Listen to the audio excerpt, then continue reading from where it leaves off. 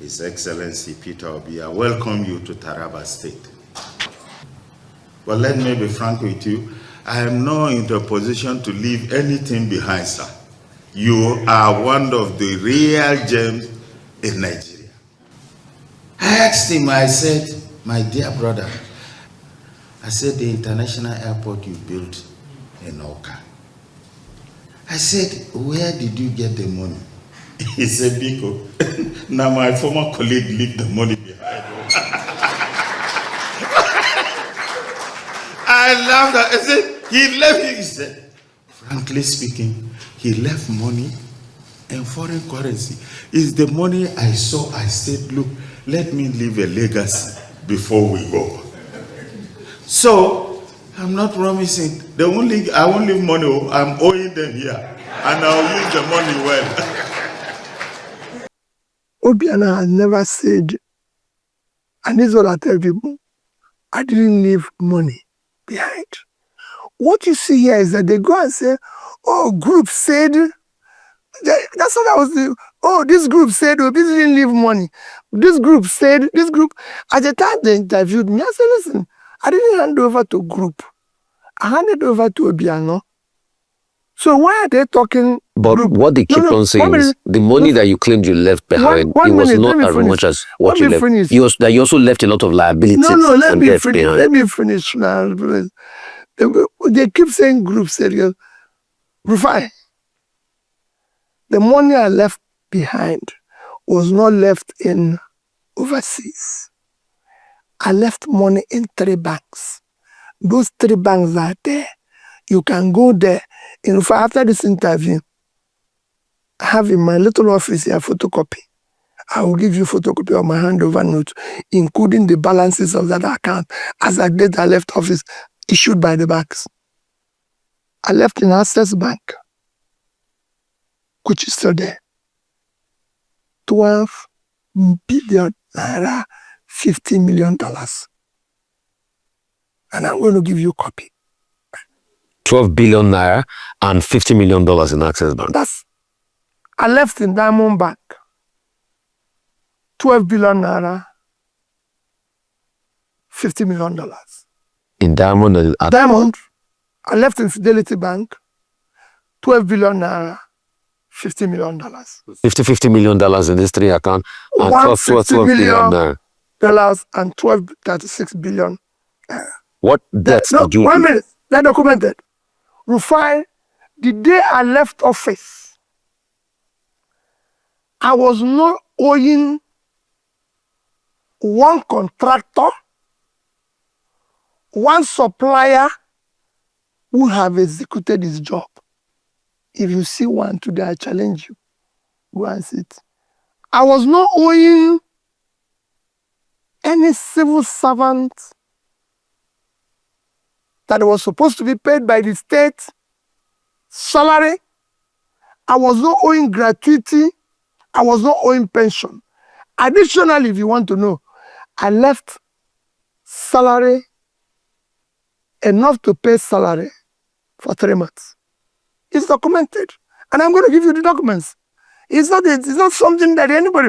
So I wasn't owing anybody. So you said you were not owing people that had completed their job, but you were owing those that had not completed their jobs. If you haven't done your job, can I pay you? How can you pay somebody who haven't completed job? Even you. So you had paid, you are not paid those that were not completed, that the job was still ongoing. If your job is ongoing, I won't. Let me give you an example. So are you telling me? When I came into office, telling me that you left no debts behind in Anambra? Not one. I was even begging people to come and take their money.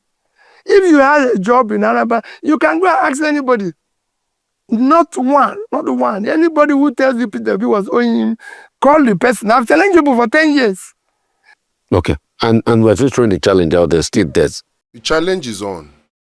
If there are any persons out there that have any just reason to prove or claim that Peter Obi owed them as contractors, as government worker in Anambra State while he was governor from 2007 to 2014, effectively, please come out now and speak up or forever hold your peace.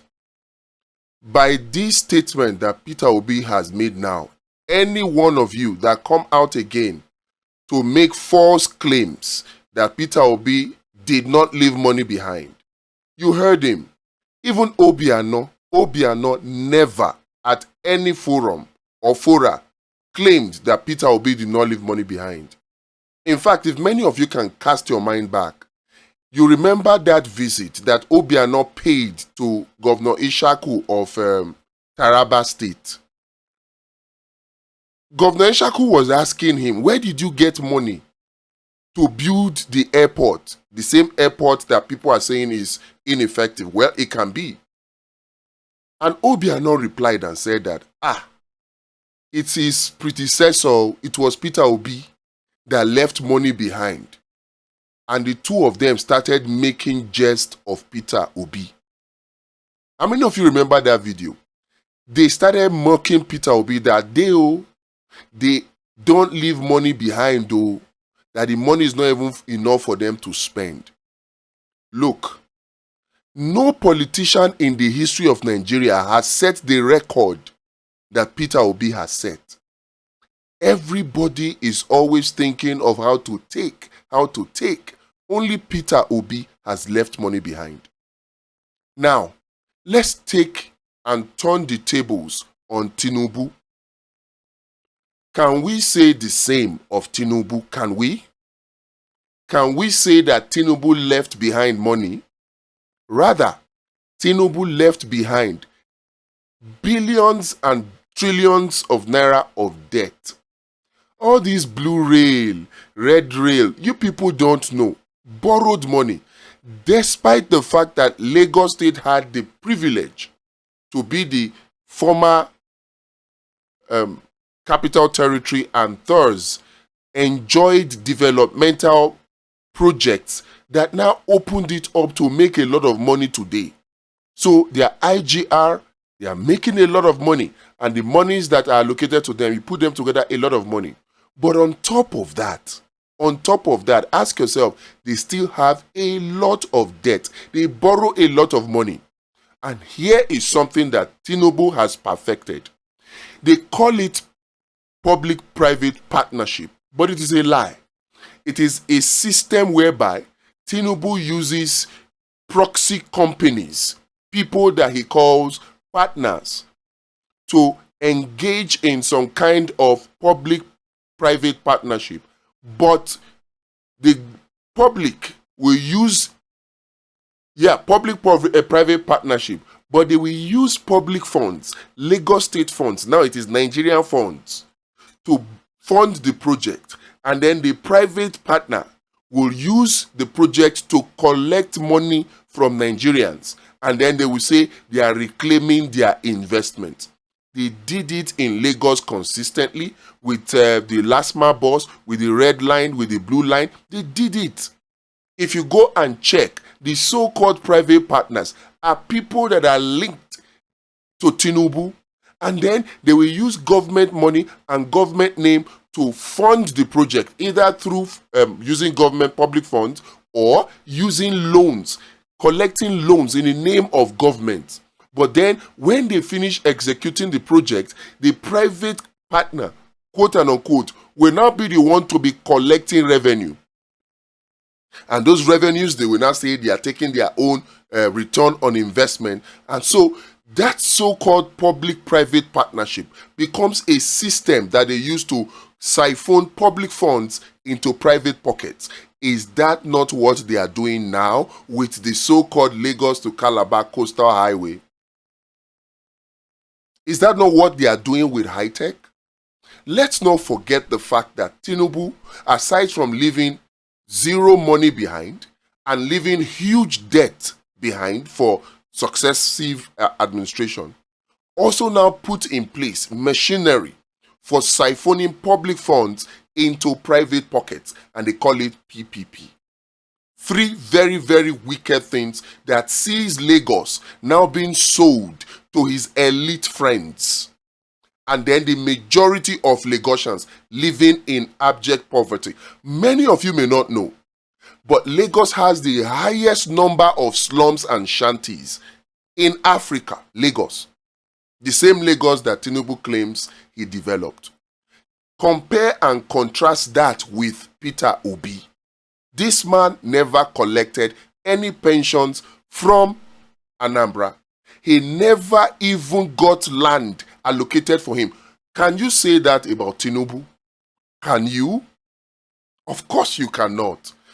The problem that we have in Nigeria is that we have leaders that are leeches, leaders that are vampires, leaders that rather than think about the welfare of their citizens, they are looking for how to collect and collect and collect from their citizens. They don't care that they make the citizens poorer in the process. They don't care. That is what Tinubu represents.